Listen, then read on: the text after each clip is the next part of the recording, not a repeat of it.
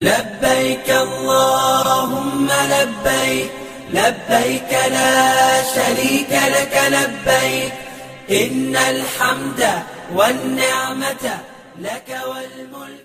সম্মানিত দর্শক, আসসালামু আলাইকুম ওয়া রাহমাতুল্লাহি ওয়া বারাকাতুহু।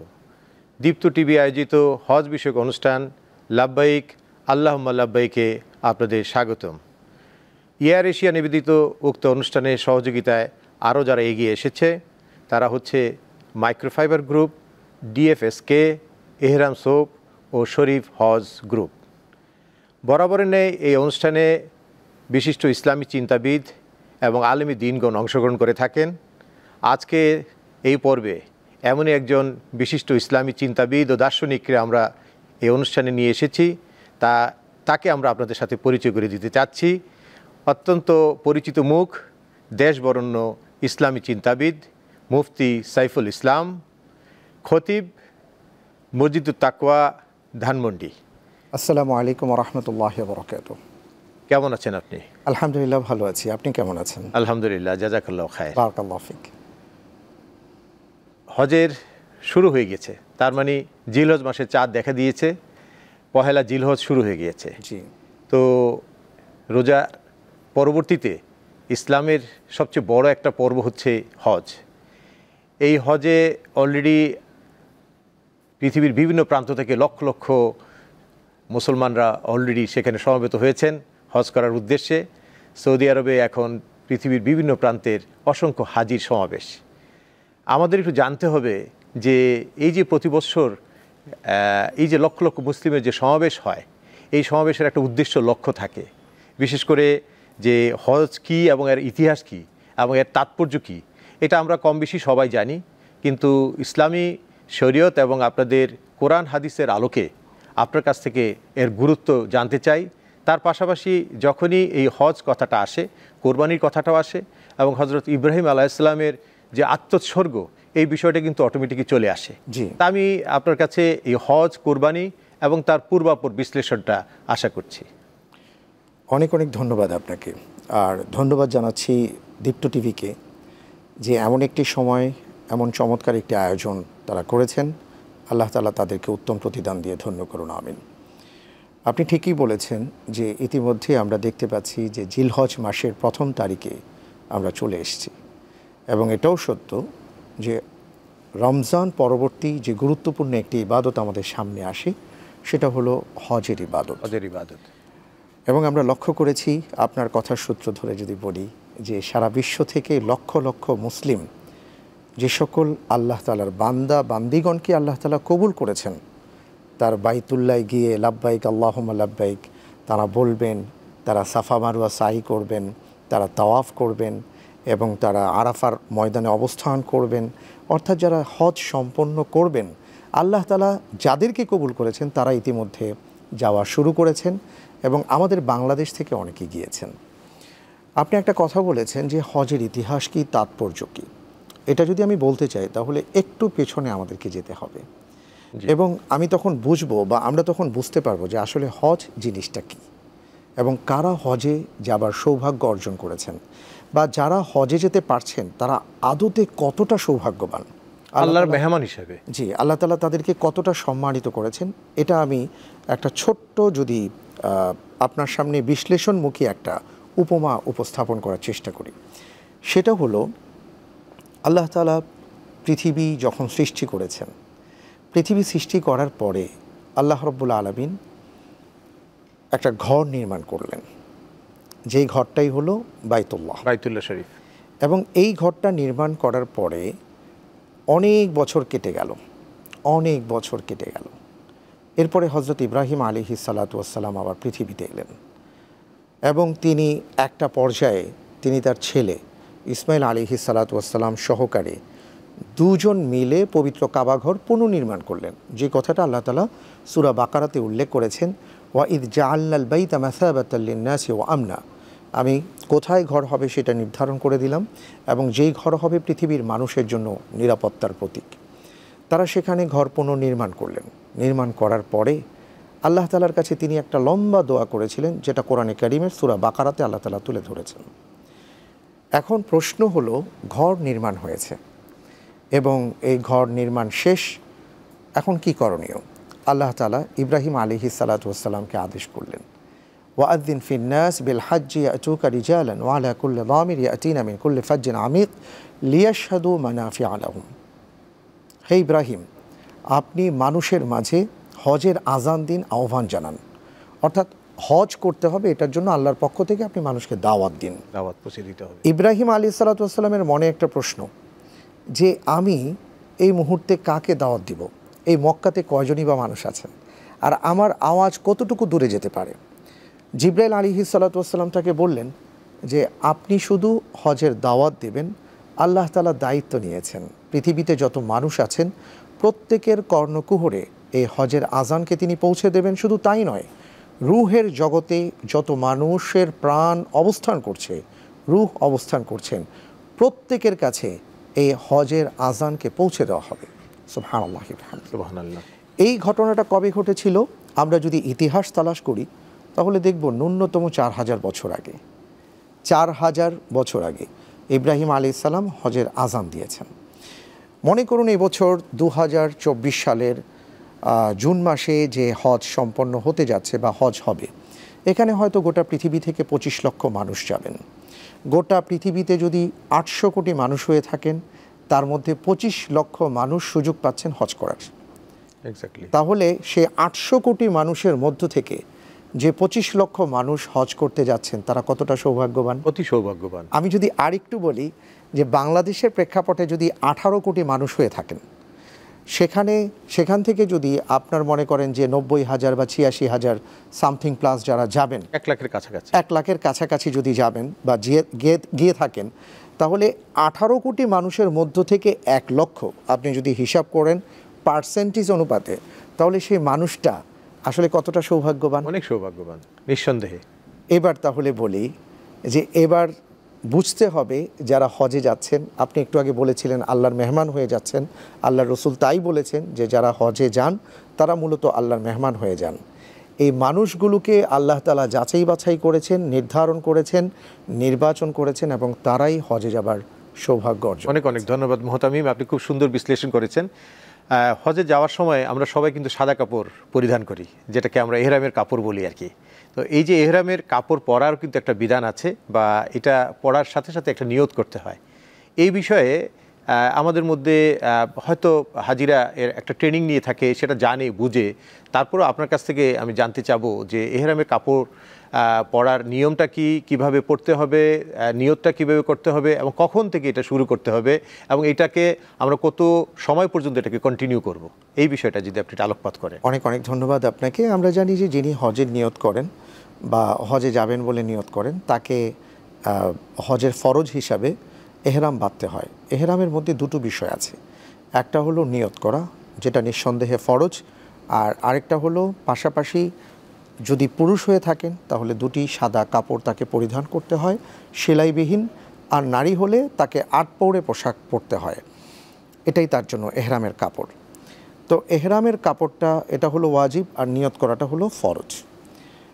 আমি যদি একটু তাত্ত্বিকভাবে আলোচনার চেষ্টা করি, কারণ হলো আল্লাহ তাআলা বলেছেন রব্বানা মা খালাকতা হাযা বাতিলা। হে মুহাম্মদ সাল্লাল্লাহু আলাইহি সাল্লাম, আপনি বলুন হে আমার রব, আপনি কোনো কিছু অযথা সৃষ্টি করেননি। যে মহান মালিক, আমরা একটা অণুজীবকে দেখতে পাই না খালি চোখে, অথচ আমরা জানি সেও আমাদের কোনো না কোনো উপকার করে বেড়ায়। তাহলে সেই মহান মালিক যদি একটা ইবাদতের জন্য আমাদেরকে আদেশ করেন, তাহলে সেই ইবাদতের মাঝে কত বড় শিক্ষা বা আমার জন্য উপকার আছে, সেটা নিশ্চয়ই আমাদের তালাশ করা দরকার। আমি যেটা বলতে চাই সেটা হলো, এহরামের কাপড় যখন আমরা পরিধান করি অথবা ঘরবাড়ি থেকে যখন আমরা হজ অথবা ওমরার নিয়ত করে বের হই, আমাদের কিছু বিষয় চিন্তা করা দরকার বলে মনে করি। সেই চিন্তাটা কি? সেই চিন্তাটা হলো, আপনি যদি খেয়াল করবেন, সম্মানিত উপস্থাপক আপনি খেয়াল করবেন, সেটা হলো একজন মানুষ যখন হজে যাবার জন্য নিয়ত করেন, তখন তার একটা সময় তিনি নির্ধারণ করেন যে আমি সেখানে 25 দিন, 30 দিন বা 40 দিন অবস্থান করব। আপনি লক্ষ্য করে থাকবেন এই 40 দিনের জন্য, 30 দিনের জন্য তিনি একটা ব্যাপক প্রস্তুতি গ্রহণ করেন। তার লাগেজটাকে তিনি গোছাবার চেষ্টা করেন, বারবার চিন্তা করেন যে এমন কোনো কিছু বাকি রয়ে গেছে কি না, সেখানে 30 দিন থাকতে হলে কি কি লাগবে। তিনি তার জামা কাপড় থেকে শুরু করে সব কিছু নিয়ে তিনি চিন্তাভাবনা করে খুব গুছিয়ে গুছিয়ে তিনি তার লাগেজটাকে গোছান। আমার প্রশ্ন হলো, এবং এই প্রশ্নটা আমি আমার নিজেকে করছি, আমার প্রশ্ন হলো 30 দিন 40 দিন সফরের জন্য যদি আমার লাগেজ গোছাতে এত সময় লাগে এবং এতটা সযতনে আমি যদি আমার লাগেজ এবং ব্যাগেজটাকে গোছাতে পারি, তাহলে আমার মৃত্যুর জন্য যেই সফর শুরু হবে মৃত্যুর সাথে সাথে, সেটার জন্য আমি কতটা প্রস্তুত। যথার্থই বলেছেন। আর এই যে ইহরামের কাপড় সবারই যে একই রকম ড্রেস, এটা দ্বারা এটাই বোঝাচ্ছে যে এটা একটা সাম্যের প্রতীক, ঐক্যের প্রতীক, এবং ধনী গরিবের যে ব্যবধান সেটাও কিন্তু এখানে থাকছে না। এবং মুসলিম উম্মার যে একটা ঐক্য, এটাকেই কিন্তু আসলে ইয়ে করে, মানে রিপ্রেজেন্ট করে যে সবাই এক হয়ে যায়, এক কাতারে শামিল হয়ে যায়। এটা বলেছেন, এটা তো আছেই আর কি। আমি যেটা বলতে চাচ্ছিলাম যে আমরা যারা হজে যাই বা ওমরায় যাই, আমরা যেন এই চিন্তাগুলো একটু করার চেষ্টা করি। সবাইকে একরকম মনে হচ্ছে এবং সবাই একই কাতারে মিলেমিশে যাচ্ছে, এবং সবার ভিতরে একটাই ধ্বনি, আল্লাহর প্রতি তাদের যে আনুগত্য, এবং আল্লাহ যে একজন এই বিশ্ব ব্রহ্মাণ্ডের প্রতিপালক, তার কোনো অংশীদার নেই, এই বিষয়ে কিন্তু একটা তালবিয়া পাঠ করা হয়। লাব্বাইক আল্লাহুম্মা লাব্বাইক, লাব্বাইক লা শারিকা লাকা লাব্বাইক, ইন্নাল হামদা ওয়াল নেমাত আলাকা ওয়াল মুলক লা শারিকা লাক। এই যে দোয়া বা তালবিয়া যেটাকে আমরা বলি, এটা পড়ার পাশাপাশি আমরা আর কি কি আমল করতে পারি? অনেক অনেক ধন্যবাদ। আপনি তো আমলের কথা বলছেন, এটা আমরা আরেকটু পরে যাই, কারণ এখানে অনেকগুলো ব্যাপার আছে যেটা আমরা যদি একটু টাচ করি, তাহলে আমার মনে হচ্ছে যে যারা হজে যাবেন বা যারা গিয়েছেন বা যারা আমাদের এই আয়োজনটা দেখছেন, তারা কিছুটাভাবে চিন্তা ভাবনা করবেন। কারণ প্রত্যেকটা ইবাদতের ভেতরে যদি আমরা প্রবেশ না করি, তাহলে সেই ইবাদতে আমরা কোনোদিন স্বাদ পাবো না। মনে করেন যে একজন ব্যবসায়ী, তিনি অনেক কষ্ট করে অর্থ উপার্জন করলেন, তারপরে তিনি তার ছেলেকে বসিয়ে দিলেন। ওই ছেলে আকস্মিক ওই সিটে বসে বেশি দিন তিনি ব্যবসা পরিচালনা করতে পারবেন না, যতক্ষণ পর্যন্ত সেই ব্যবসা সম্পর্কে তিনি না বুঝবেন কোথায় লাভ কোথায় লোকসান, কিভাবে ব্যবসা করতে হয়। ঠিক এমনি করে মনে করেন যে হজের কি আমল, হজের কি নিয়ত, হজের ফরজ কি ওয়াজিব কি, এগুলো আমাদের জানতে হবে। কিন্তু এটা জানার জন্য খুব একটা বেশি সময়ের দরকার হয় না। কিন্তু যেটা বেশি দরকার, এটার পাশাপাশি আমি কেন হজ করব, আমি কেন যাচ্ছি, আল্লাহ তাআলা কি চাচ্ছেন, হজের মাধ্যমে আল্লাহ তাআলা আমার কাছে কি চান, এটা যেন আমরা উপলব্ধি করতে পারি। তো এই জন্য আপনি যেটা বলেছিলেন যে এহরামের কাপড়ের ব্যাপারে, যে আমরা যখন আসলে এহরামের কাপড়টা জড়াই, আমরা যখন নিয়ত করি আল্লাহুম্মা লাব্বাইকা উমরাতান অথবা আল্লাহুম্মা লাব্বাইকা হাজ্জান, হে আমার রব, হে আমার মালিক, আমি হজের নিয়ত করলাম, আমি ওমরার নিয়ত করলাম, আমি দুটো কাপড় পরলাম। এই দুটো কাপড় কি আমাকে সেই দিনের কথা স্মরণ করিয়ে দিচ্ছে যেই দিন আমার গায়ে আবার দুটো সাদা কাপড় উঠবে? অবশ্যই। শুধু তাই নয়, এই এহরামের কাপড় পরার আগে আমরা গোসল করি, আমাকে কি সেই দিনের কথা সে মনে করিয়ে দিচ্ছে যে আমি আরও একদিন গোসল করব, কিন্তু নিজে করতে পারবো না, আমাকে আরেকজন করিয়ে দিবে, তারপরে আমাকে সাদা দুটো কাপড় পরানো হবে। আজকে আমি সাদা দুটো কাপড় পরেছি, শিক্ষা কি? শিক্ষাটা হলো এই এহরামের কাপড় জড়ানোর সাথে সাথে যেন আমার মাথায় এই চিন্তা আসে, আমি যেন এই শিক্ষাটা নিতে পারি, রব্বুল আলামিন আজকে যেভাবে সাদা কাপড় জড়ালাম, আরেক দিন যে সাদা কাপড় জড়াবো সেটার আগে আমাকে সত্যিকার অর্থে পরকালে যাওয়ার একটা পূর্ব প্রস্তুতি, আপনার রহমান, আপনার বান্দা হয়ে যাবার আমাদেরকে আপনি তৌফিক দান করুন। এরপরে যখন আমরা এই যে সাদা কাপড়টা জড়াই, আপনার এবার প্রশ্নের উত্তরে আসছি, তখন একটা বিষয় আমরা খেয়াল করতে পারি, সেটা হলো হজের ময়দানে বা আরাফার ময়দানে আমরা দেখি সবাই সাদা কাপড়ে, সাদা আর সাদা, শুভ্রতায় ছেয়ে যায়। পুরুষ হাজিদের ক্ষেত্রে জি, আর কি শুভ্রতায় ছেয়ে যায় পুরুষ হাজিদের ক্ষেত্রে। এই যে একটা চমৎকারিত্ব, যে এই চমৎকারিত্বটা হলো এটাই যে আল্লাহ রাব্বুল আলামিনের বান্দাদেরকে আল্লাহ তাআলা ডেকেছেন এবং তার জন্য একটা সুনির্দিষ্ট ইউনিফর্ম আল্লাহ কর্তৃক নির্ধারণ করে দেওয়া হয়েছে। এবং এই যে সবাই একই রকম পোশাক আমরা দেখি, এবং ঐক্যের প্রতীক। এবং শুধু তাই নয়, আমরা কিন্তু এটা স্বীকৃতি দিচ্ছি। কি স্বীকৃতি দিচ্ছি? যে হে আল্লাহ, আমি আপনার দলের লোক। আমি আলোচনার শুরুতে বলেছিলাম, আপনার এই পর্বের শুরুতে, যে ইব্রাহিম আলাইহিস সালাতু ওয়াস সালাম যে ঘরটা নির্মাণ করেছেন, কেন করেছিলেন? আল্লাহ রাব্বুল আলামিন পৃথিবীতে প্রতিনিধি পাঠাবেন, আর এই প্রতিনিধিদের একটা দল হবে, সেই দলের নাম হলো আল্লাহর দল, যেটা আল্লাহ তাআলা বলেছেন হিজবুল্লাহ। এই দলের একটা কার্যালয় হবে, সেই কার্যালয়টাই হলো পবিত্র কাবা। এই কাবায় যারা আসবেন, এই কার্যালয়ে যারা আসবেন, তাদের একটা সুনির্দিষ্ট ইউনিফর্ম থাকবে। আমরা অনেক সময় দেখি না যে কোনো ইনস্টিটিউশনে যখন অ্যাডমিট হন অথবা সেখানে যদি তিনি চাকরি করেন, তার নির্দিষ্ট পোশাক পরে যেতে হয়, ডিসিপ্লিন এবং একটা ইউনিফর্ম। রাইট, ঠিক এমনি করে একজন হাজী সাহেব যেন মনে করেন যে আল্লাহ তাআলা আমাকে ডেকেছেন, সেই ডাকে আমি সাড়া দিতে যাচ্ছি, এবং আমার গায়ের যে সাদা কাপড়, এটা হলো আমি আল্লাহর দলের লোক হিসাবে স্বীকৃতি দিয়ে লাব্বাইক আল্লাহুম্মা লাব্বাইক বলতে বলতে আমি যাচ্ছি। হাদিসের মধ্যে আসছে, এই আল্লাহর বান্দা যখন লাব্বাইক বলেন তখন আশেপাশে যা আছে সবাই লাব্বাইক বলে। এই আল্লাহর বান্দা যখন দোয়া করেন, আল্লাহ তাআলা তার সমস্ত দোয়া কবুল করেন। মাশাআল্লাহ। এই আল্লাহ তাআলার বান্দা যা চান আল্লাহ তাআলা তাই তাকে দিয়ে ধন্য করেন। সুবহানাল্লাহ। মোহতারাম, আপনাকে অনেক ধন্যবাদ। আমি আরেকটা বিষয় আসতে চাই, সেটা হচ্ছে যে জিলহজ মাস শুরু হয়ে গেল। জিলহজ মাসের প্রথম যে 10 দিন, এটা কিন্তু আল্লাহ তাআলা এটাকে একটা বিশেষভাবে গুরুত্ব দিয়েছে। এই 10 দিনের আমল, এই 10 দিনের যত বেশি ইবাদত করা হবে, এটার একটা বিশেষ গুরুত্ব আছে। তো সেক্ষেত্রে হাজিদেরও কিছু করণীয় আছে। আমরা যারা হজের বাইরে আছি, এই প্রথম 10 দিনের করণীয় কি থাকতে পারে? পহেলা জিলহজ থেকে 10ই জিলহজ পর্যন্ত আমাদের কি করণীয় আছে, এই বিষয়ে যদি আপনি আলোকপাত। অনেক অনেক ধন্যবাদ আপনাকে। আসলে আমাদের পহেলা জিলহজ থেকে নিয়ে 10ই জিলহজ পর্যন্ত, এবং আমরা যদি আরেকটু বলি আইয়ামুত তাশরিক সহকারে 13ই জিলহজ পর্যন্ত আমাদের ইবাদতের একটা প্যাকেজ ঘোষণা করা হয়েছে। জি। এবং এই টোটাল প্যাকেজের মধ্যে কি কি আছে যদি আমরা একটু তালাশ করি, আল্লাহ তাআলা সূরাতুল ফাজরের প্রথম যে আয়াত, ওয়াল ফাজরি ওয়া লায়ালিন আশর, আল্লাহ তাআলা ফজরের শপথ করেছেন, তারপরে 10 রাতের শপথ করেছেন। যারা তাফসীর করেছেন তারা বলেছেন 10 রাত বলতে এখানে 10 রাত 10 দিন এবং জিলহজ মাসের প্রথম 10 দিনের কথা আল্লাহ তাআলা উল্লেখ করেছেন। রাসূল সাল্লাল্লাহু আলাইহি ওয়াসাল্লাম উল্লেখ করেছেন যে আল্লাহ সুবহানাহু ওয়া তাআলার কাছে জিলহজ মাসের প্রথম 10 দিনের ইবাদত এতটাই প্রিয় যে অন্য কোনো সময়ের ইবাদত আল্লাহ তাআলার কাছে এতটা গুরুত্বপূর্ণ বা প্রিয় নয়। সাহাবায়ে কেরাম আজমাইন প্রশ্ন করলেন, ইয়া রাসূলুল্লাহ, আল্লাহর যেই বান্দা আল্লাহর পথে লড়াই করেন বা জিহাদে যান, তাদের আমলটাও কি আল্লাহর কাছে এত প্রিয় নয়? রাসূল সাল্লাল্লাহু আলাইহি সাল্লাম বললেন, ওই আল্লাহর বান্দা ব্যতীত যিনি আল্লাহর পথে বের হয়েছেন, তার জান চলে গেছে, তার সম্পদ চলে গেছে, তিনি আর ফেরত আসেননি, অর্থাৎ মৃত্যুবরণ করেছেন, শহীদ হয়েছেন, তিনি ব্যতীত বাকি 10 দিন আল্লাহ তাআলার কাছে ওই বান্দা যখন ইবাদত করে এটা তার কাছে খুবই প্রিয়।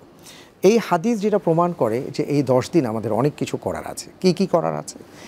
প্রথমত আমরা যেটা করব, এই যে ফরজ নামাজগুলো নিয়মিত পড়েছি, এটা যেন মিসিং না হয় খেয়াল রাখতে হবে। পাশাপাশি বেশি বেশি করে আমরা নফল ইবাদত করব, এবং এই 10 দিনের প্রথম 9 দিন আমরা সিয়াম পালন করার চেষ্টা করব। আব্দুল্লাহ ইবনে আব্বাস রাদিয়াল্লাহু তাআলা আনহু আরেকটা আমলের কথা বলেছেন, সেটা হলো, যদিও আমরা জানি যে ইয়াউমুল আরাফার ফজরের পর থেকে নিয়ে আমরা তালবিয়া পাঠ করি, আর আমাদের বাইরে যারা আছেন তারা একটা তাসবিহ পাঠ করে থাকেন, আল্লাহু আকবার আল্লাহু আকবার লা ইলাহা ইল্লাল্লাহ আল্লাহু আকবার আল্লাহু আকবার ওয়ালিল্লাহিল হামদ, যেখানে তাকবীর, তাহমিদ, তাহলিল আছে। কিন্তু আব্দুল্লাহ ইবনে আব্বাস রাদিয়াল্লাহু তাআলা আনহু জিলহজ মাসের 1 তারিখ থেকেই তিনি এই আমলটা শুরু করতেন। মাঝে মাঝে বাজারে গিয়ে মানুষদেরকে স্মরণ করিয়ে দিতেন। আমরা এই আমলটা করতে পারি। আরেকটা আমল হচ্ছে যে পাশাপাশি যারা কোরবানি করার নিয়ত করেছি অথবা কোরবানি করছি না, সবাই মিলে আমাদের জিলহজ মাস এখন তো শুরুই হয়ে গেছে, আমাদের নখ, আমাদের চুল, আমরা এগুলো এখন আপাতত কাটবো না, কোরবানির পরে ইনশাল্লাহ কাটবো। এটা কেন? যে আল্লাহ তাআলাকে দেখানো, রব্বুল আলামিন হজের সফরে নেই, কিন্তু আমিও যেন হাজির মতন আপনার জন্য দিওয়ানা, একাত্ম প্রকাশ করা। আরেকটা গুরুত্বপূর্ণ ইবাদত হলো, রাসূল সাল্লাল্লাহু আলাইহি ওয়াসাল্লাম আমাদেরকে বলেছেন যে হাজি সাহেবদেরকে আল্লাহ তাআলা নির্দেশ দিয়েছেন, ফামান ফারাদা ফীহিন্নাল হাজ্জা ফালা রাফাস ওয়ালা ফুসুক ওয়ালা জিদাল, হজের সময়গুলোতে তোমরা পাপ কাজে লিপ্ত হবে না, অশ্লীল কাজ করবে না, এবং তোমরা বাদানুবাদ বা ঝগড়া ফাসাদ করবে না। আল্লাহ রসুল বলেছেন এটা তোমাদের সকলের জন্য প্রযোজ্য। সুতরাং আমরা এখন থেকে আমাদের আচরণ, আমাদের উচ্চারণ, আমাদের চলা, আমাদের বলা সব কিছুতেই আমরা সংযত হবার চেষ্টা করব, যাতে করে এই পাপগুলো থেকে আমরা বিরত থাকতে পারি। পরিশেষে যেটা বলতে চাই সেটা হলো, আল্লাহ সুবহানাহু ওয়া তাআলা বলেছেন, ফালা তাযলিমু ফীহিন্না আনফুসাকুম, এই দিনগুলোতে তোমরা তোমাদের নিজেদের উপর জুলুম করো না। আমাদের এমন কোনো কাজ যেন না হয়, মানুষের উপর জুলুম করার পাশাপাশি আমি যেন আমার নিজের উপর জুলুম না করি, সেইভাবে আমাদের জীবন চলার পথে চলা উচিত। আর বিশেষ করে আমরা জানি আরও দুটো আমল আছে, একটা হলো ইয়াউমুল আরাফাতে রোজা রাখার ব্যাপারটা, যেটা রাসূল সাল্লাল্লাহু আলাইহি ওয়াসাল্লাম বলেছেন সুমু ইয়াউম আরাফা আহতাসিবু আলাল্লাহ আন ইউকাফিরা সানাতাল্লাতী ক্বাবলা ওয়া বা'দা। তোমরা আরাফার দিনে রোজা রাখো, কারণ আমি আশা করি এই দিন রোজা রাখলে যেটা হবে, আল্লাহ তাআলা তোমার পেছনের 1 বছরের সগীরা গুনাহ মাফ করে দিবেন, আগামী বছর যেন তুমি গুনাহ থেকে বেঁচে থাকতে পারো, আল্লাহ তাআলা সেই তৌফিক তোমাকে দান করবেন। আর কোরবানির আমল তো রয়েছেই, আমরা জানি যে 10 তারিখে আমরা কোরবানি করি। এরপরে আছে আইয়ামুত তাশরিক 11, 12, 13।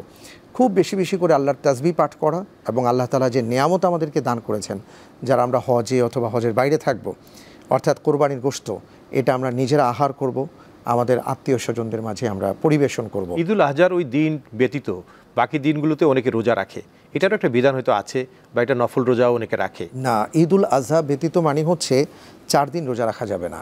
জি, সেটা হলো 10, 11, 12, 13।